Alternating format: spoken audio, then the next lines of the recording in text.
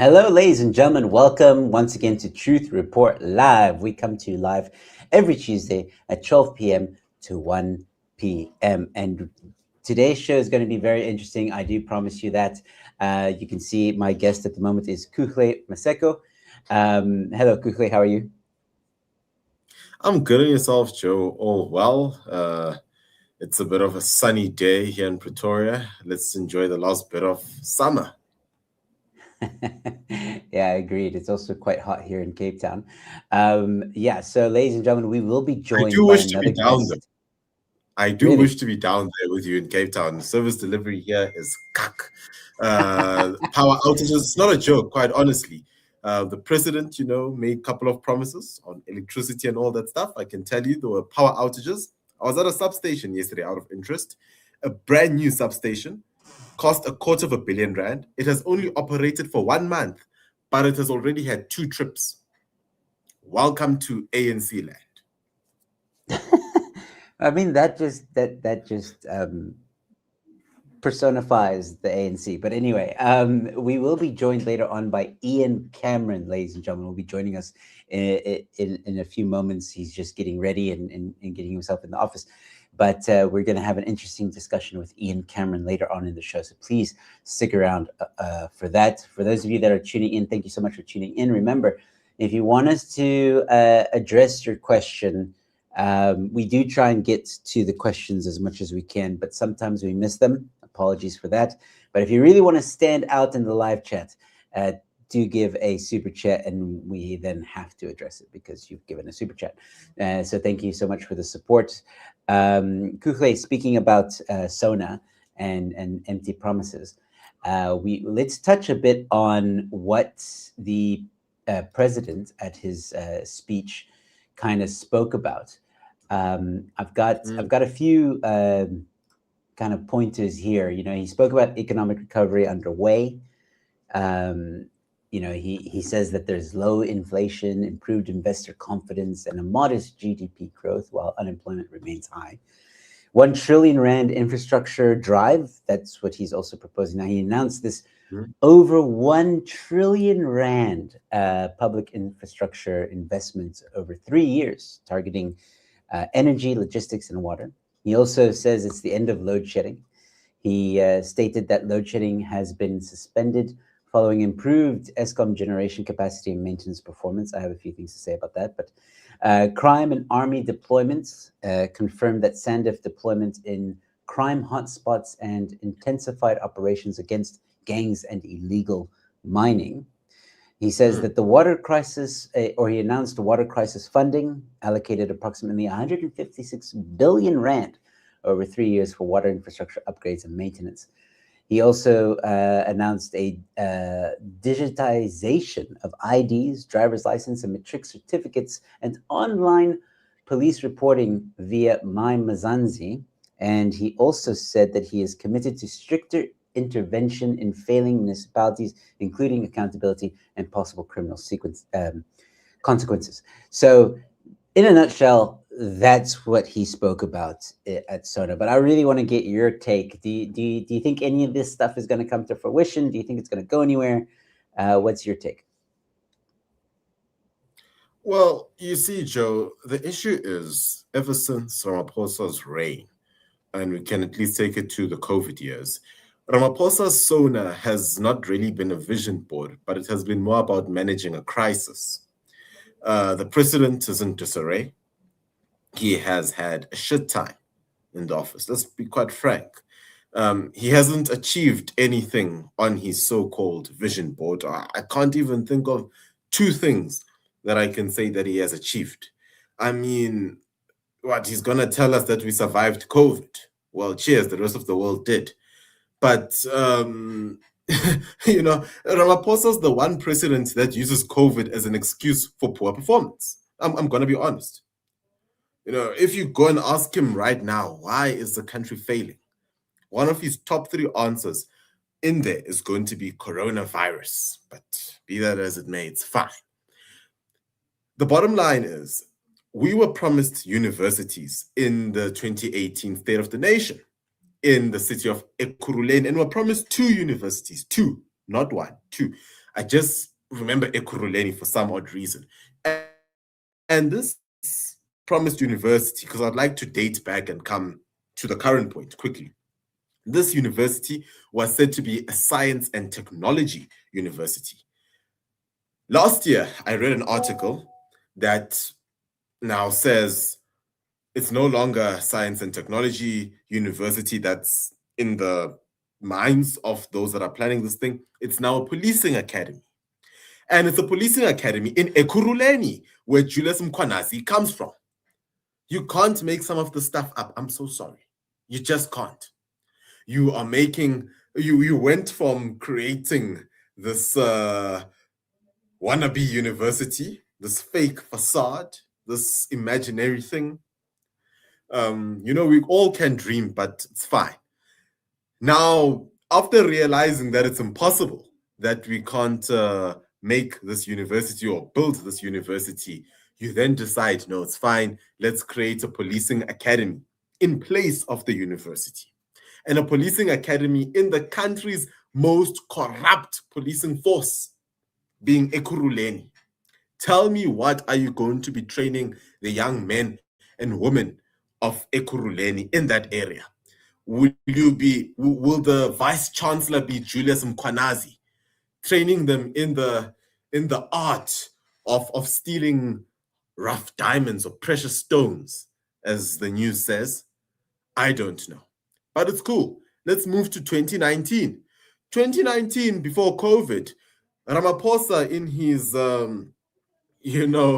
ever evolving confidence and all, promised us smart cities. He has been promising us smart cities for quite a long time. He hasn't delivered on any of them. He promised us a smart city in Lanseria. That has not been done. I don't think anything smart has gone on in Lanseria. The last time I was there trying to catch a flight, the robots weren't working. So perhaps we should start with the robots before smart cities. This is like getting Wi-Fi while you still have that old Nokia phone, thinking that you'll connect to the Wi-Fi. Putting the cart before the horse. Let's skip that. Let's look at the COVID vaccines. A large part of his 2021 State of the Nation and 2020, because he had two, if I'm not mistaken, in that era, he spoke about procuring vaccines and PPE. Now, you'll remember that one of the chairpersons now, it's actually her name slips from my head, but one of the chairpersons in Parliament happens to be the lady who was front and center in the PPE tender fraud during 2021. And she was the presidency spokesperson at that point in time. You will remember that Loyiso Masugu, that famous lady from Joburg, who now is rumored to be the next deputy mayor or mayoral candidate to challenge Helen Zille, she was front and center in PPE COVID corruption. You will remember that Ramaphosa brought in a guy called Eugene Bonzo into the city of Tshwane.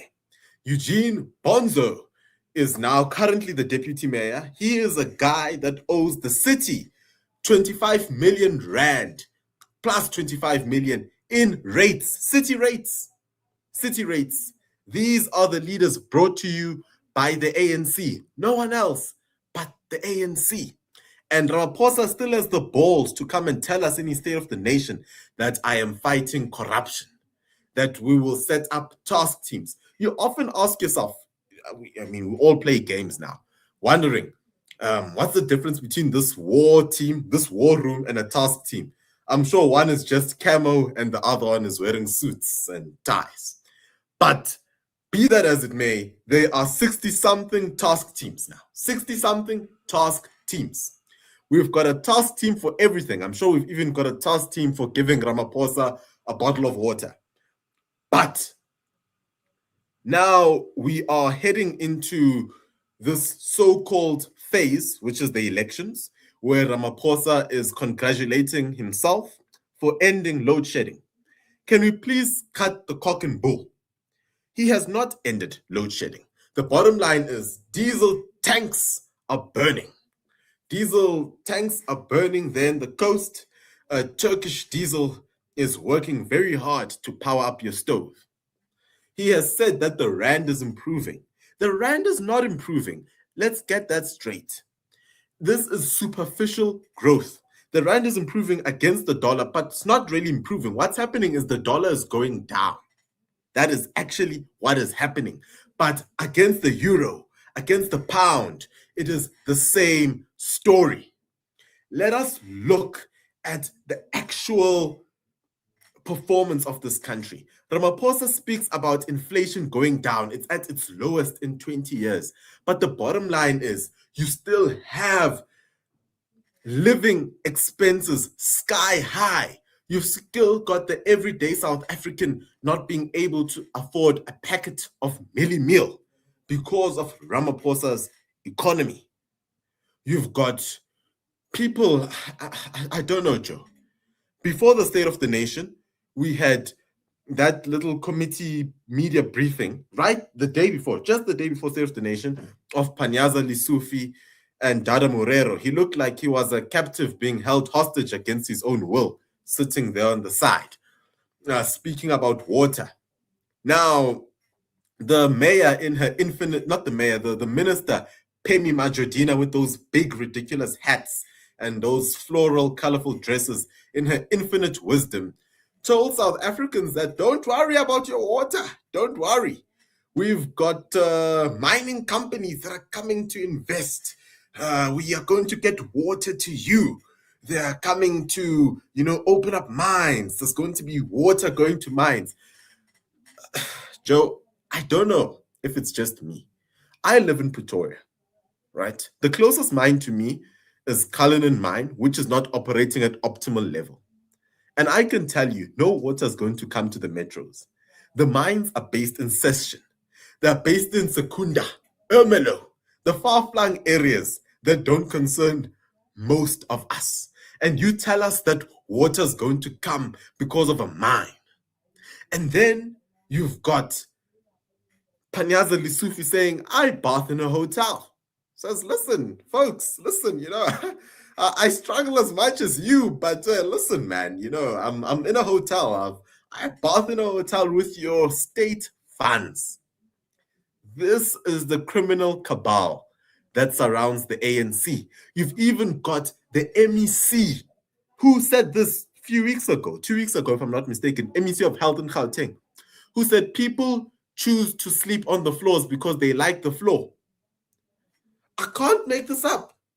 Sometimes you think that ANC members have got a possessed tongue that make them say ludicrous things. And you've got to think to yourself, if they say these things in public, what do they say amongst themselves? It's ridiculous. It's just ridiculous. So for me, there was no hope or any promise out of this State of the Nation. We've got the same story. I can promise you, Joe. This year's State of the Nation was a combination of the last 7 years of Ramaphosa's previous State of the Nation addresses. It was actually his manifesto for this year's local government elections. He's telling us that we're going to build a bullet train between what do you call it, Gauteng, Durban. Good luck with the taxi association. You can't deal with the taxis in the city. They are taking people out of cars, saying you can't use Ubers. Now you want to build a bullet train. Don't think that bullet train is even going to leave Joburg. Now you are telling us about a bullet train to Messina. Who are you going to carry? A couple of Zimbabweans to the border? I don't know. It's going to be faster for them to get deported. I don't know. Maybe this is a grand home affairs plan, to deport a couple of Zimbabweans without papers. You never know. But the bottom line is, it wasn't a speech that ushered in confidence. There are only a few good things I can take out of the speech, which I said last week, Joe. It was the Lupacavaliva, which is that HIV vaccine. That is one of the few good things I can take out of the speech. Perhaps maintenance of infrastructure. I do think last year, like I mentioned last week, he spoke about 100 billion set aside for building new infrastructure. Now it's 1.3 trillion for maintaining infrastructure. Speak about putting the cart before the horse. How do you should have maintained before you built. But be that as it may, it's fine. Because if you try to comprehend with this government, you can lose your mind at times, Joe. He spoke about revamping our railway system, improving road networks. He spoke about so many things, so many things. The bottom line is, and this is going to be the route to rescuing South Africa, and I'll tell you what it is. Cut the useless departments. Why do you have a department of women, gender, and children? The bottom line is you've had a department of women, GPV has skyrocketed. You had a department of youth unemployment skyrocketed. You have a department of, I don't know, military veterans. The SANDF just became more useless. But be that as it may, we've got to create jobs for each cadre, unfortunately. I don't know, what was your take from State of the Nation? Oh, did you completely took the words out of my mouth, except like, well, not except. I think while you were talking, I was trying to actually illustrate and show people what you were talking about, because I mean, these examples that you brought up are, again, a testament to how Cyril does not keep his promises. You mentioned that university in Ukulele, right? Like, this is it. This right here, ladies and gentlemen, is your university. Just is grass. I mean, this could be a braai area if you use your imagination. This is the bus stop, I assume that was once. I don't know. And then there's a water feature over here. We'll get a close up on that just now. Here's your classrooms, state of the art, as you can see. Natural air conditioning, and natural roofing, by the way. And then here's your water feature, which I think epitomizes the promises of It's a Cyril. water fountain. It's a wishing well. That's what it is. Kuhle. It's a wishing well. Yeah. Throw in your 20 cents or something, make a wish. And again, more dilapidated buildings. These buildings are so dilapidated that there's plants growing on the roof. Like, just, it takes a long time for that to happen. Anyway, and then more debris. And to your point about the smart cities. Again, here, let's look at these. Here's your smart city.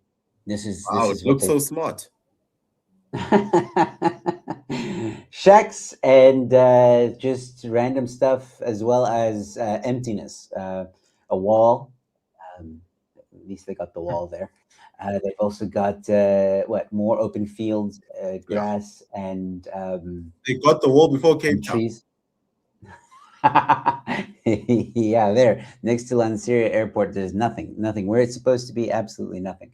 And again, he's made these announcements, these promises in what, 2020, I think it was, where he announced these grandiose ideas. Yeah, 2020. And 6 years later, literally, excuse my French, fuck all's been done. And so when he talks about trains and improving infrastructure here, and we're going to put money towards this and put money towards that, I mean, it's just not going to happen. I don't have any faith that it's going to happen. I don't have any confidence that it's going to happen. I mean, we can look at the load shedding crisis, how many years it took for the ANC to finally do something about it. And even as to your point, they're not really doing something about it. They're just spending a lot of money on diesel.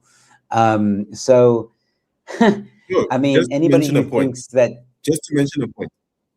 yeah, Saltec, the Afrikaans university, announced itself a year before that they are going to be built, and it was done in 2-3 years. 2-3 Yep. years. Ramaphosa has been at the helm for what, 7 years now. Nothing's been done, as you showed us right now. You've got grass taller than ourselves. You just can't make this stuff up. You can't make some of this stuff up. Another point that I think I wanted to highlight here is, there's this expropriation. He spoke of expropriation without compensation and giving Black people land, but he never used the word expropriation.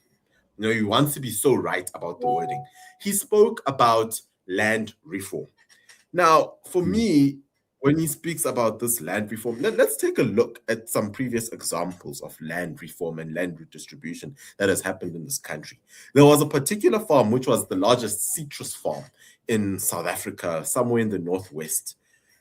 It was owned, yes, by a couple of white folks, and it was bought by government, and it was handed over to black people that had no previous experience of farming. She says, hey, you're black, come, come, come. You're going to own a farm today. Cheers. And they got there. The poor folks that got to run the farm were like, they ran it for a year or two. It has fallen apart today. I'm not sure if we can get pictures of it. I forgot the farm. I think it starts with a Z.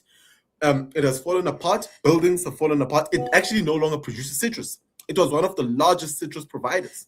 You can go to Ekurhuleni. There's another farm there. I'll get the name for you. It's called Driefontein Farm. It's another farm that has fallen. It has just collapsed. It has been expropriated. It's gone into shambles. You go into our urban areas, you've got these hijacked buildings.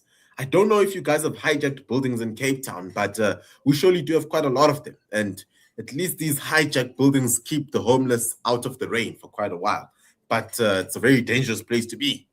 Now, these hijacked buildings, I believe, and this is my personal belief, I believe the ANC and Ramaphosa included have allowed these things to dilapidate, right? They've allowed them to dilapidate and become porous. They have got brothels and all sorts going inside there. What happens? They've now got new reasons to claim for expropriation without compensation. The bottom line is the ANC is creating problems and giving us fake solutions. Fake solutions. I mean, in Gauteng alone, and I want this memory to serve well in people's minds, we've gone from opening taps for water to having E. coli in our taps in Durban. Remember in KwaZulu-Natal, there was E. coli, the beaches and all sorts. From that to having water tankers, water trucks, to now having no water, and Panyaza having the balls and the gall to tell us that we can all go and shower at hotels. At a hotel. So this is the evolution. Yeah, this is like, the evolution of an ape to a man. This is the evolution from a tap to you can go and shower at a hotel. This is where it has gotten to, unfortunately. I also want to touch on one quick point because universities just opened up a few days ago, and I know it was not in our plan of discussion, but I think it's important because Ramaphosa touches on this quite a lot, right? And he did touch on it in last week's State of the Nation address. Now, here's the trick. Universities have started to introduce new laws or, criterias to accept students. Did you know that universities can accept Black students based on they can give Black students a lower margin of entering an institution based on the color of their skin, not based on disadvantage, not based on disadvantage. Understand, there's a difference between the two. I'm not disadvantaged. I'm not. And I say it very well. I'm not disadvantaged. I've never lived in a township for that matter. Went to a private school, went to varsity. I don't count as a disadvantaged person. Now, for the fact that I'm Black, the institution is forced to see me as disadvantaged. UCT has now got entry requirements where they allow for previously disadvantaged persons, which is Black people in general. Whether you went to a Model C or private school, you are a PDP, you can be previously disadvantaged, you can become an actuary with lower marks, you can go into medicine with lower marks, same as UKZN, same as a couple of other institutions. This is the injustice that is happening right before our eyes. Right before our eyes. I'm not making this up. And I don't think the president touches on this. It's one persons, right? And say, no, because you are poor. I mean, there are many poor white people as well. Let's be honest. There are many. We can say, no, listen, you're poor, therefore your quality of education was not so great. And we can remove the element of race. We can remove the element of race from the conversation and focus on the fact that you're just poor. But unfortunately, that's not what's happening. Right now, what's happening is people are being taken or are being accepted into varsity based on the color of their skin. The new NSFAS numbers came. Oops. Oh man, we had such a great rant from Kuchle, but it seems he's having some internet connections. But as Kuchle sorts himself out there, let me bring on our esteemed guest for today, ladies and gentlemen. Mr. Ian Cameron has joined us on the live stream. Ian, how are you doing? Good and you, Joe. Can you hear me well? I can hear you just fine, sir. Thank you so much for giving us some of your time today. I just very quickly, for those who may not know who you are, just explain yourself and what you do. Sure, I am a member of parliament for the DA and I am the chairperson of the police portfolio committee. Currently, also a member of the ad hoc committee that's meant to investigate the allegations that were made last year in July by the provincial commissioner of the South African Police Service in KZN. That in a nutshell. And I'm very proudly also wearing my Glock lanyard just for you, just so that you know that I'm also a very pro lawfully armed citizen MP. Fantastic.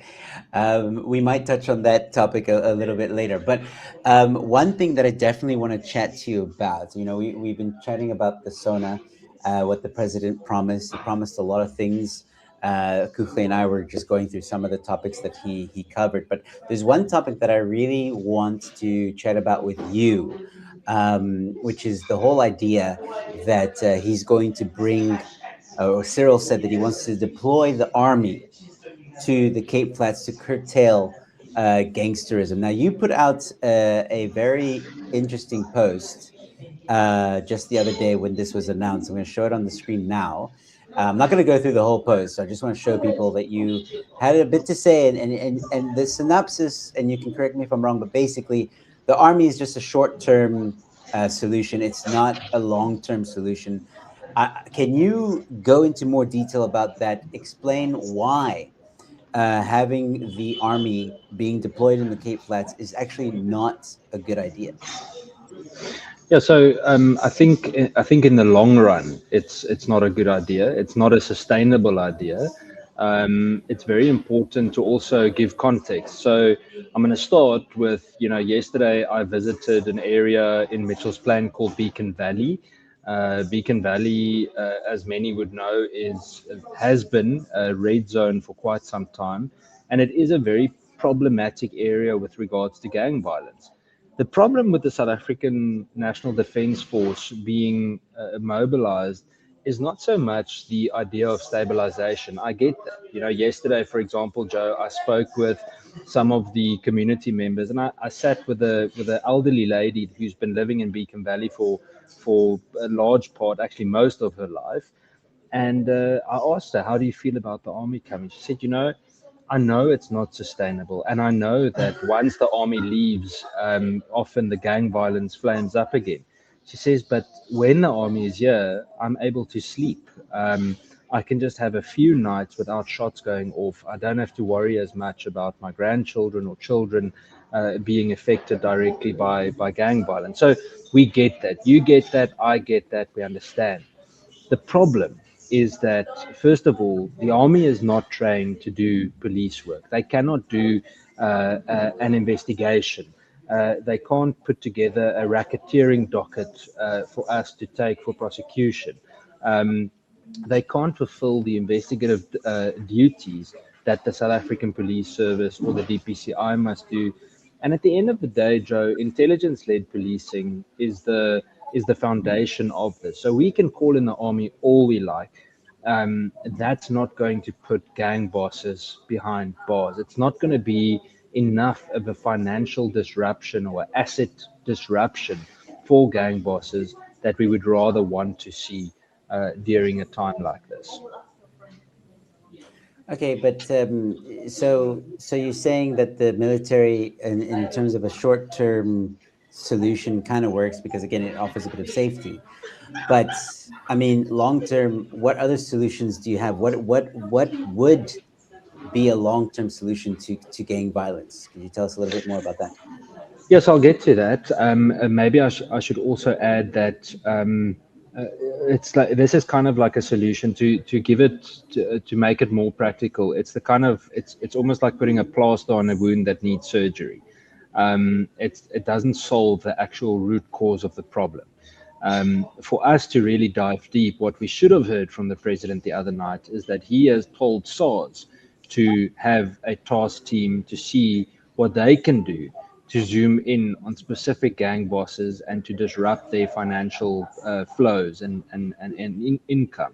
That in itself would have made a huge impact already. We can see what amazing work SARS has done with, for example, illicit fuel trading in parts of the country in cooperation with parts of the private sector. They've done remarkable work. So why can't we do the same with gang bosses? Now, a few of the solutions that I am quite a firm believer of is, first of all, that the investigations into some of these gangs, and especially the kingpins in these gangs, should be very much led by prosecutors that are dedicated just for this specific purpose. That's the first thing. Then we've got a prosecution focused type of investigation. At the moment, we've got all of these arrests being made. We see all of these people put behind bars for a short amount of time, but it doesn't stick because the case isn't built the right way from the beginning. The second part is to expand policing powers to competent local and provincial government. City of Cape Town being a good example. I've spent time on both sides with SAPS and with City of Cape Town Metro Police, for example. They've got remarkable resources and remarkable, professional members. Now, why wouldn't we expand powers to them? I'm not saying take it away from the one and give it to the other. I'm saying use them as the ultimate force multiplier. Imagine if we could have Metro Police detectives, we suddenly have a detective capacity within Metro Police that are able to assist with gang-related gun offences, and they can help with ballistic tracing. They could process scenes, and they could directly work with the prosecutor. Immediately, SAPS could also do more on the other end because they're completely bogged down with dockets.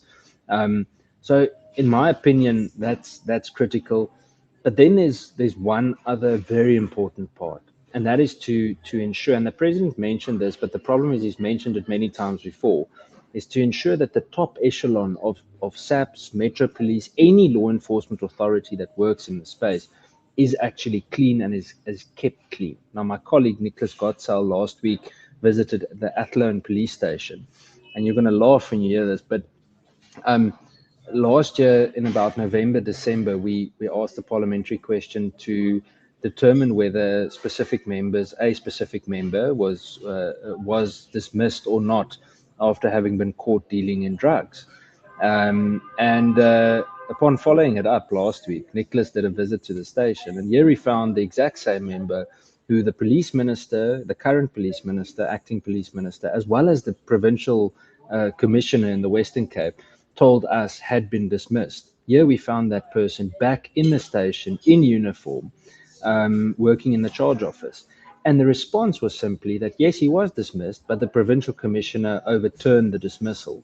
Now, there are many more examples of this.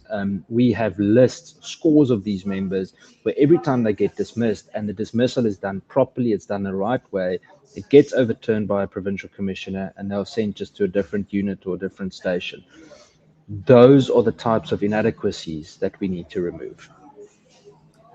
Yeah, so I think you've mentioned it before, almost like a complete reform of SAPS in the legal system in order to, but I mean that's far more complicated than than people realize, I think. And I think one of the reasons why like some individuals in South Africa, or some South Africans rather, have a problem with SANDF being deployed in the Cape Flats is because of headlines like this, which I'll show now. Robbers catch military off guard at the army base. We've had other, military bases become one-stop shops for criminals. And we also have headlines like this: the lax security sees SAAF base lose ammunition to thieves. Okay, this is not SANDF necessarily, but you get the point. Like it's SANDF or the army doesn't have a very good reputation of being tough and stern and a force to be reckoned with, you know. So do you have any suggestions for how to turn that around?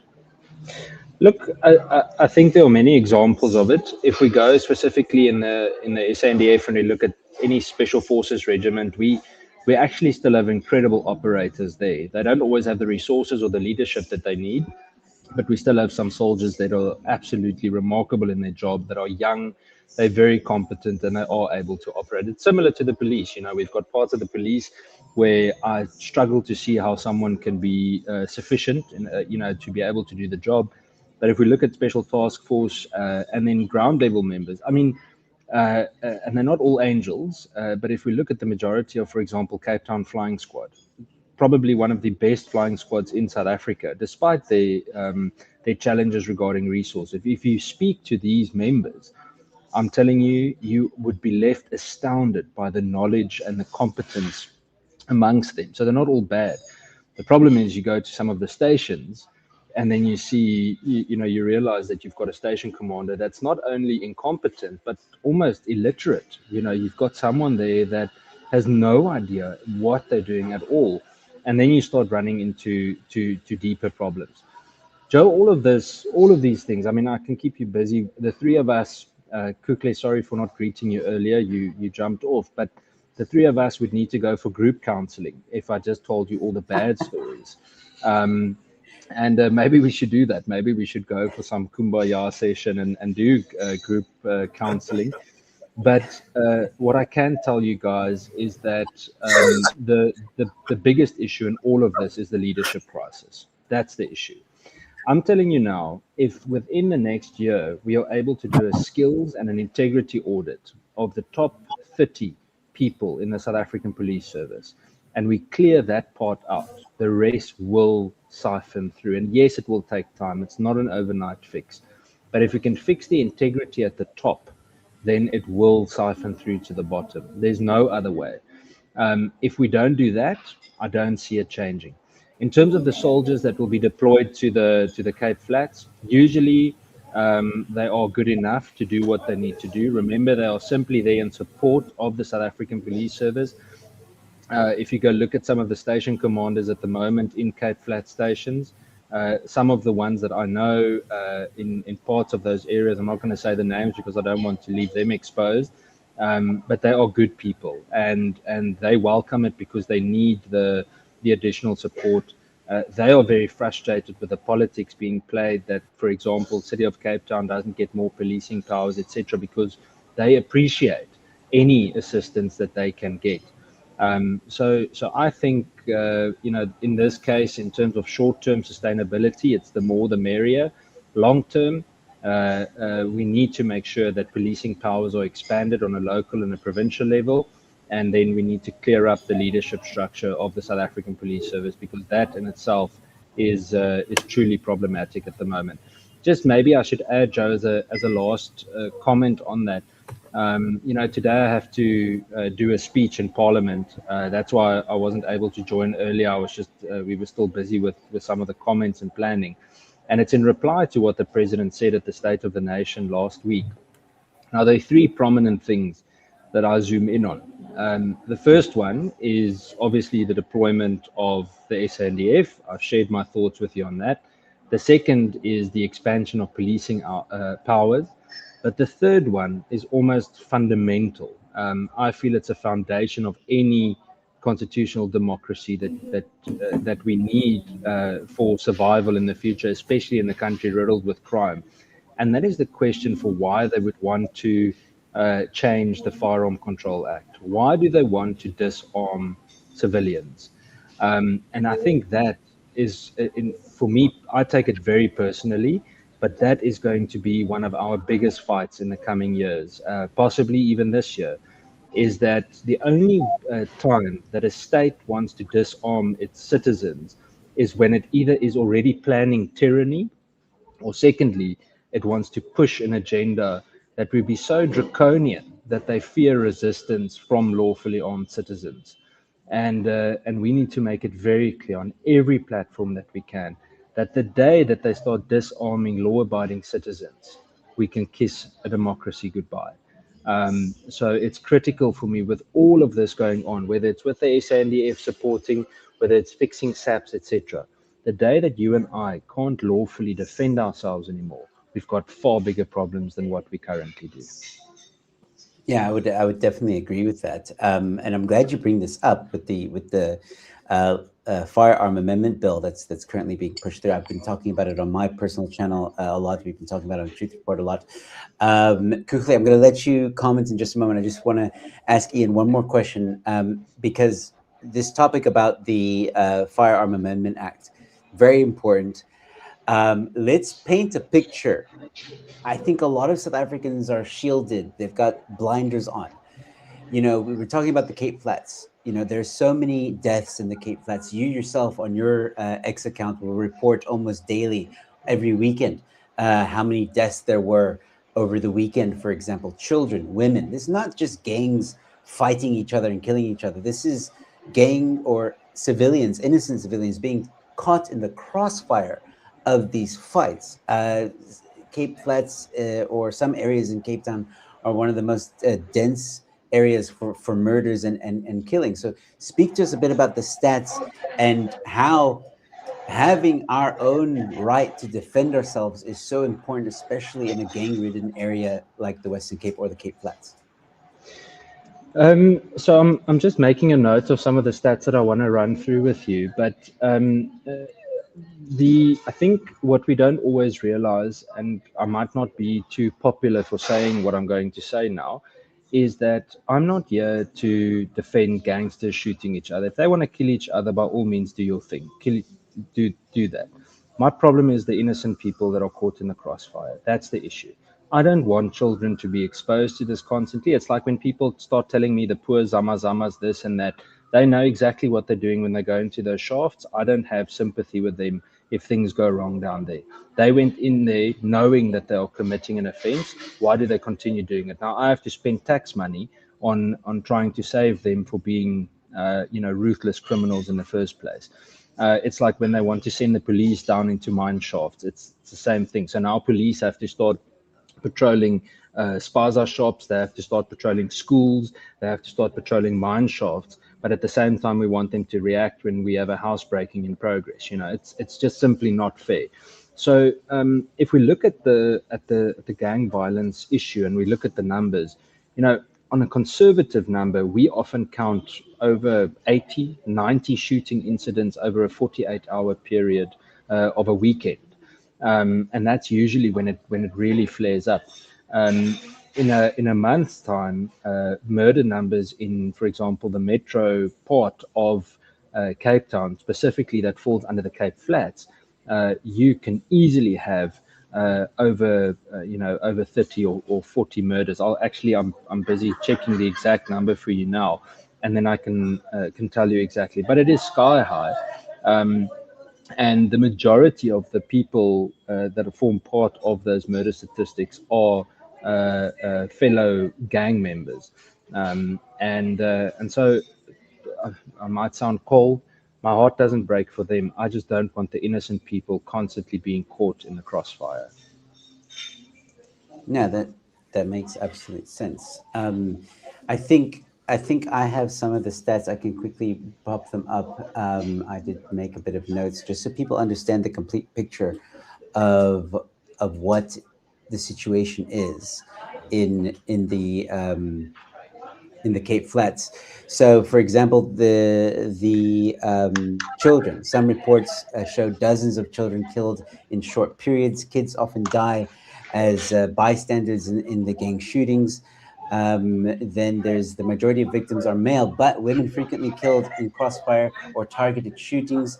Province recorded over, and this is in 2025, 2026, the province recorded over 1,000 murders in one quarter, roughly 10 plus murders per day across province, and gang violence drives most Cape Flats killings. It is a war zone, so to speak. Ian, would you say it's that bad? Is it a war zone? Yeah, so it depends from area to area. you'd remember last year when we were attacked, me and two of my colleagues in Philippi. The numbers in Philippi itself are staggering. I mean, that part, Philippi East, is an absolute nightmare. You cannot. I mean, let me tell you this, Joe. When you and I worked together more closely a few years ago, unfortunately, no, I'm joking. I could easily then drive into places like Philippi East, Nyangalanga, parts there on my own, and I did. I did so frequently. At the moment, some of those areas you can't do that anymore. It's almost a guarantee that you are going to get attacked or hurt somehow. It's just too dangerous. You hear gunshots going off regularly in certain parts. If you go to other parts, let's say, for example, yesterday we spent the afternoon in Beacon Valley. It depends from time to time. At the moment, the area where we were yesterday, they shoot every single day. Whether it's in the middle of the day, in the middle of the night, they shoot the whole time. So you'd be sitting in a meeting and you can hear the gunshots going off outside. But then there are times when it quietens down again. So it's not a perfect science at the moment. We can predict certain trends. I think there's quite an easy way to use technology to assist with resource deployment, etc. But the numbers are extremely worrying. To give you an idea, just for last week's murders, in 7 days, I just got the number that I could confirm was 23 murders that were gang related in the Cape Flats and 35 attempted murders. So that gives you an idea if you go per month then, and that's actually quite low. We've had weeks before where in a week we had over 40 murders. And then sometimes more than a quarter or a third of those are in one specific station. So it really does get bad sometimes. If you go to areas, Mfuleni, Delft, those areas, really, really bad.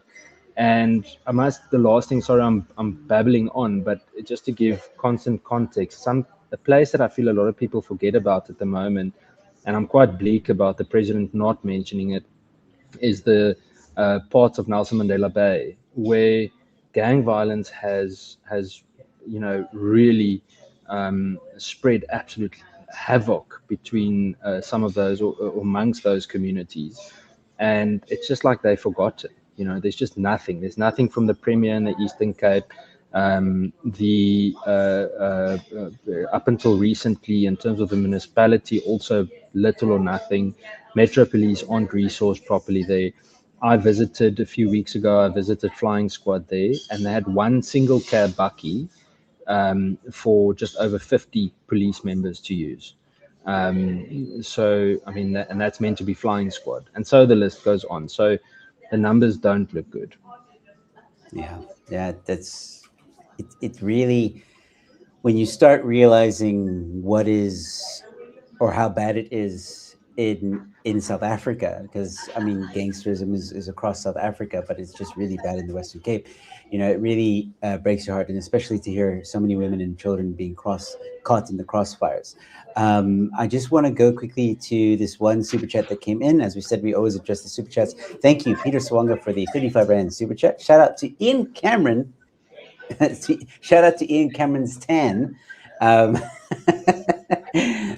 Thank you so much, Peter Swanger, for the it actually goes right around, because I rode the Cedar race this weekend in the Cedarburg, a cycling race, and 9 hours on a bicycle in the sun doesn't do you any favors. So I look like my wife calls me Scuba Steve at the moment. And then we have Muhammad Kaji giving another 35 Rand super chat. And he asks, Ian, would you consider running for the position of mayor of Johannesburg? No, not at the moment. I think Helen Zille is phenomenal, and the fact that she's running. I mean, look, guys, people can say a lot, and we're not perfect in any way, but boy oh boy, Helen can work like very few people I know can, and I think if there's anyone that can turn the rot around in Joburg, I think she stands a really good chance. So So yeah, but also I must say, in terms of doing mayoral kind of work, maybe in the future I would consider something like that.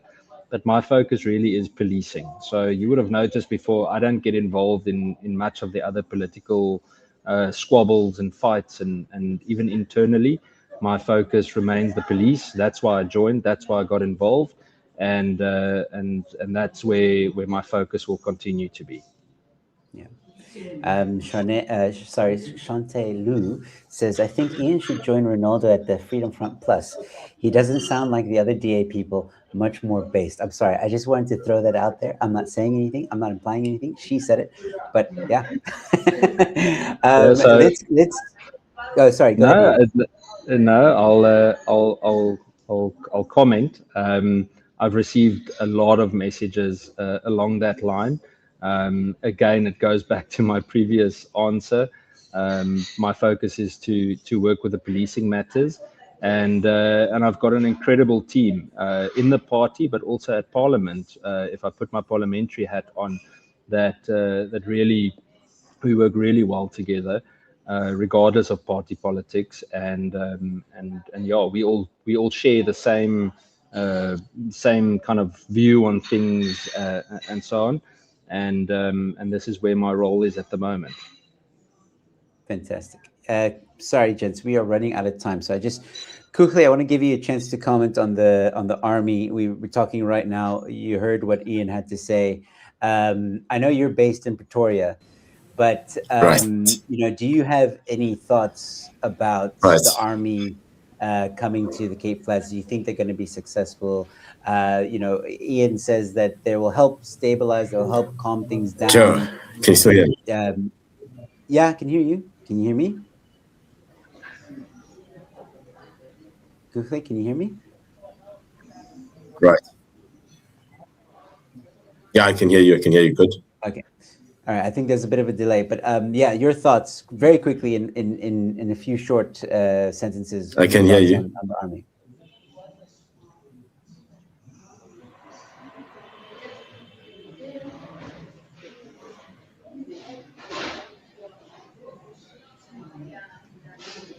So, can I speak now? Yeah, you can speak. Just your thoughts on the army. I think there's a bit of Okay. a, Thank you. connection issue there. Yeah. Cool. How's it, Ian? I guess get to greet you properly as well, my fellow DA guy, fighting for us right there nationally. We are here at local government. It is tough even here at a local level in the city of Tshwane. Look, many people in the comments have complained about crime even here in Tshwane. You can go to Hammanskraal easy, especially when you get into government, well, in our case, local government, where there is no devolution of powers when it comes to policing, because policing is still managed nationally, meaning that the ANC and the criminal cabal at the top can choose to withdraw police like they've done in the city of Cape Town. So we do have our own problems in the city. We've got organized crime, which is actually done by politicians, unfortunately, not done by ordinary crooks who are trying to make a quick buck. It is actually done by politicians. And the police, as you've seen in places like Ekurhuleni, are involved in police or in corruption and crime. And those are issues that I do believe need to be addressed. And yes, I do agree with you, Ian, when you speak about crime linked to it. I hope this internet connection is still good. I'm sorry, I'm in the office and the Wi-Fi seems to be lagging. You're still good. But still good. be that as it may, I do agree when you speak about firearms being withdrawn. It is a risk to our democracy if firearms, yeah, it's a risk to our democracy if firearms do get withdrawn. I've spoken about this in previous podcasts where this could be the start. They say, listen, let's take away the legal firearms. We're not speaking about taking away the illegal firearms that come through our poor borders. We're not speaking about that. We're only touching on the legal firearms. and sooner or later threatening our democracy and start threatening us with policies such as expropriation compensation, because we won't have artillery to fight back. And I think I should leave it there because my connection is pretty weak, it seems. No worries. Thank you, Kukle, so much for that insight. All right, so gents, we are approaching the end of the hour.